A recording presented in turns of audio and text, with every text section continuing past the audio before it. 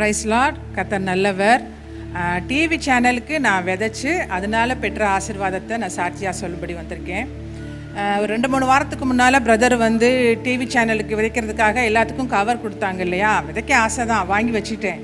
ஆனால் 2-3 வாரமாக டயலமோலையே இருந்துச்சு. ஏன்னா எனக்கு வர வேண்டிய பணங்கள் நிறையா லட்சங்களில் வராமல் இருந்துச்சு. வர விடாதபடி என் கணவர் வீட்டார்கள் அங்கங்கே லாக் பண்ணி வச்சுருந்தாங்க. ஸோ அதனால எனக்கு வீட்டு வாடகை பணம் தான் வந்துட்டு இருந்துச்சு. அது எனக்கு பத்தாமல் இருந்துச்சு. ஸோ ஒரு வீட்டை அந்த வாடகை பணம் ஒரு 10,000 ரூபாய் இருந்துச்சு. போன வாரத்துக்கு முந்தின வாரம் அதை வந்து நான் விதைக்கிற ஐடியாவில் எடுத்து வைக்கல. இப்போயும் அவ்வளோ பணத்தை நான் எடுத்து வச்சுக்க மாட்டேன். ஜிபே வச்சுருக்கோம் இல்லையா. நான் ஏதோ இருந்த பணத்தை அப்படியே எடுத்து வச்சுட்டு வந்தேன். அப்போ வந்து பிரதர் விதைக்கிறதுக்கு முன்னால் அந்த விதைக்க காணிக்கை எடுத்து வருவாங்கல்ல. அப்போ சொன்னால் வெயிட் பண்ணு, நான் பேசுகிறத கேட்டுட்டு அப்புறமேலு விதைங்கன்னு சொன்னோடனே அவங்க சொன்னது, விசுவாசித்தால் தேவனுடைய மகிமையை காண்பாய். இந்த வார்த்தை எனக்கு எப்பவுமே ஆண்டவர் பேசுவாரா. அந்த வார்த்தை சொன்னோடனே ரொம்ப டச் ஆச்சு. நான் 2 வாரத்துக்கு முன்னால் எல்லாம் எழுதிலாம் ரெடியாக வச்சுருந்தேன். ஆனால் 2 வாரமாக எனக்குள்ள போராட்டம். இந்த பணத்தை போட்டுட்டோன்னா அடுத்து நமக்கு வாடகை வர்ற வரைக்கும் செலவுக்கு வேணுமே அப்படின்ட்டு. ஸோ விதைக்கிறத பற்றி எனக்கு நல்லாவே தெரியும். ஆனால் இதை வந்து அவர் புஷ் பண்ணுறாருன்னு தெரிஞ்சுட்டு டக்குன்னு அந்த பணத்தை எடுத்து கவரில் வச்சுட்டேன்.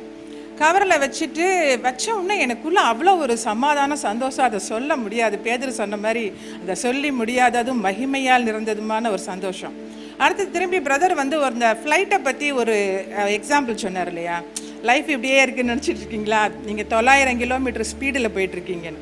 ஏன்னா நான் அந்த மாதிரி அந்த சிச்சுவேஷனில் தான் இருந்தேன். இதை சொன்னால் உடனே ஒரு அனாயிட்டிங்க, பெரிய க்ளோரி.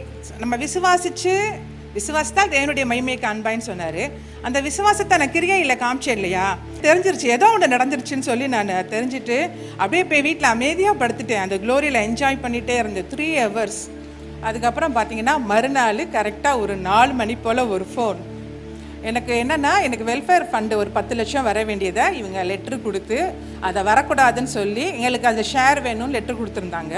எனக்கு ஒரு லெட்ரு என்ன வந்துச்சுன்னா, நீங்கள் அவங்ககிட்ட வந்து நோ அப்ஜெக்ஷன் லெட்ரு வாங்கிட்டு வந்தால் நான் உங்களுக்கு அதை தர்றேன் அப்படின்னு சொல்லி லெட்ரு வந்து கரெக்டாக 1 வருஷம் ஆச்சு. நான் போய் இந்த லெட்ரு பார்த்தேன், அக்டோபர் மாதம் வந்திருக்கு.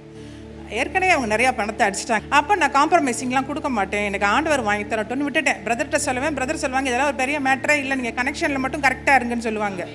ஸோ நான் அதில் அப்படியே இருந்துகிட்டு இருந்தேன். மறுநாளே ஃபோனுங்க, உங்களுக்கான 10 லட்சத்துக்கான செக்கு வந்துருச்சுன்னு. உடனே நான் மறுபடியும் கேட்குறேன், யார் பேருக்கு வந்திருக்குன்னு கேட்டேன். உங்கள் பேருக்கு மட்டும்தான் வந்திருக்கு, நீங்கள் மட்டும் வாங்க, நாளைக்கு 11 மணிக்கு வாங்கன்னாங்க. இதில் எனக்கு கால் பண்ணி சொன்ன ஒரு டவுட்டை கிளப்புறாரு. எப்படின்னா, நீங்கள் ஏதோ உங்களுக்கு நோ அப்ஜெக்ஷன் லெட்டர் கொடுத்தீங்களா, எப்படி உங்களுக்கு வந்துச்சு அப்படின்னு கேட்டார். எனக்கு தெரியல. நாளைக்கு நான் 11 மணிக்கு வர்றேன்னு சொல்லிட்டு நான் வந்துட்டேன். போனால் அங்கே வாங்குற வரைக்கும் அது அவ்வளோ போராட்டம் பாருங்கள். அந்த செக்ரட்டரி வந்தார் பாரிலேருந்து. அவர்கிட்ட போய் இந்த பணம் கொடுக்குறவர் காதில் சொல்கிறாரு, இவங்களுக்கு வந்து பெட்டிஷன் போட்டிருக்காங்க, பெட்டிஷன் வந்திருக்கு இந்த பணத்துக்கு அப்படின்னு. அவர் கேட்டார், ஆமாம் பெட்டிஷன் வந்திருக்கு, என் மேலே கேஸே போட்டிருக்காங்க அப்படின்னு. கொஞ்ச நேரம் பார்த்தாரு, என்னை பார்த்தாரு, இல்லை அவங்களுக்கு அந்த பணத்தை கொடுத்துரு அப்படின்னாரு. அவர் கொடுக்கறதுக்கு மனசே இல்லை, கையில் வச்சுக்கிட்டே இருக்கிறாரு. கவரில் வச்சு கொடு அவங்களுக்கு முதல்ல அப்படின்னாரு. அப்புறம் நான் வாங்கிட்டு வந்துட்டேன். செவ்வாய்க்கிழமை கலெக்ஷனில் போட்டுட்டு புதன்கிழமை தைத்து கொடுக்கறதுக்காக பிரதரை பார்க்க வரேன். எனக்கு என்ன ஆச்சரியன்னா, எனக்கு டிவி சேனலில் கர்த்தர் இவ்வளோ அக்கறையாக இவ்வளோ ஆர்வமாக இருக்கிறாருன்னு தெரியாது. ஏன்னா டெஸ்டிமனியை சொல்லி என்கிட்ட பேசவே இல்லை ஆண்டவர். என்னடா ப்ரெசன்ஸே இல்லைன்னு கேட்டப்போ அதை சொல்லி சொன்னார். இதில் வந்து இவ்வளோ ஆர்வமாக அக்கறையாக இருக்கா. Instant deliverance. முதல் நாள் விதைச்சோம், மறுநாள் பெற்றுக்கிட்டோம் 2 பேருமே.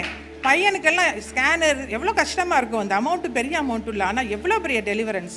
இன்னும் எனக்கு நிறையா பிரதர் சொன்னார், அவ்வளோதான் முடிஞ்சிருச்சு, நீ வர வேண்டிய பணங்கள் எல்லாம் உங்களுக்கு வரும் அப்படின்னு சொன்னாங்க. நிறையா வரும், நான் நிறையா விதைப்பேன். அதனால் நீங்கள் நிறையா டிவி சேனலுக்கு தசம பாகத்தை தாண்டி நிறையா டிவி சேனலுக்கு விதைக்கும்படி, இந்த மாதிரி இன்ஸ்டன்ட் டெலிவரன்ஸ் எல்லாம் பெற்றுக்கொள்ளும்படி ஆசீர்வாதமாக இருக்கும்படி நான் உங்களை அழைக்கிறேன். இந்த சாட்சியை சந்தோஷமாக பகிர்ந்துக்கிறேன்.